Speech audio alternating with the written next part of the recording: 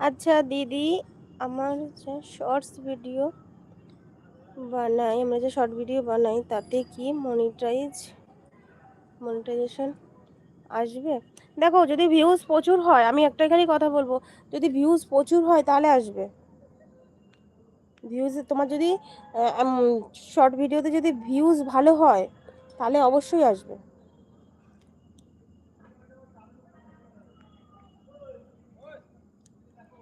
তবে একটা দুটো এক কাজ করতে পারো, একটা দুটো না বড় ভিডিও ছেড়ে দেবে, জানো, এটা তোমারই ভালো হবে, বুঝছো? ওয়াচ টাইমটা কমপ্লিট হয়ে যাবে।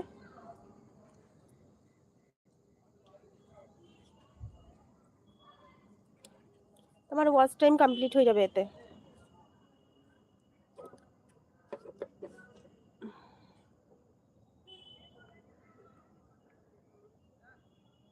High, hello.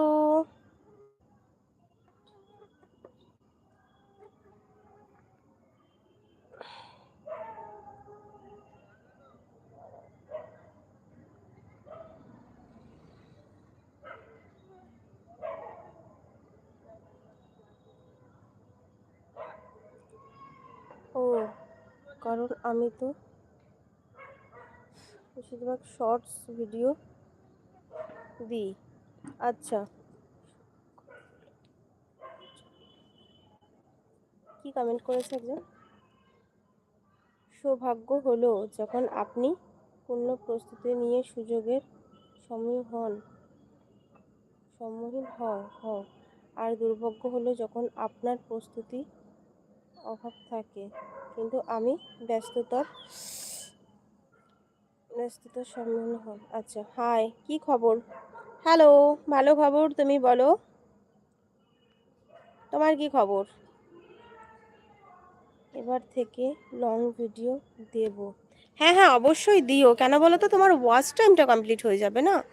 দেখো, শর্টসে যদিও বা মনিটাইজেশন না, তবে আমি একটাই খালি কথা বলবো, 10 মিলিয়ন ভিউজের থেকে না 4,000 ঘন্টা ওয়াচ টাইমটা, যদি দেখো তোমার ভিডিও যদি ভিউজটা না আসে, তাহলে তুমি সেক্ষেত্রে কি করতে পারো?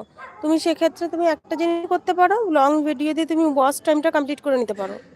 এখন ধরো তোমার ভিডিওতে ভিউজই আসছে না, তাহলে তুমি কি করবে? হাজার একটা ভিডিও ছাড়লেও না তোমার সেই 10 মিলিয়ন ফলোয়ার, মানে 10 মিলিয়ন ভিউজটা কমপ্লিট হবে না তোমার, বুঝেছো? আর যদি তুমি এদিকে লং ভিডিও দাও, তোমার ওয়াচ টাইম আর সাবস্ক্রাইবার কমপ্লিট হলেই তবে তুমি অনেকটা এগিয়ে যেতে পারবে, মনিটাইজ অন হওয়ার কথা। আচ্ছা দিদি, রোজ কয়বার লাইভে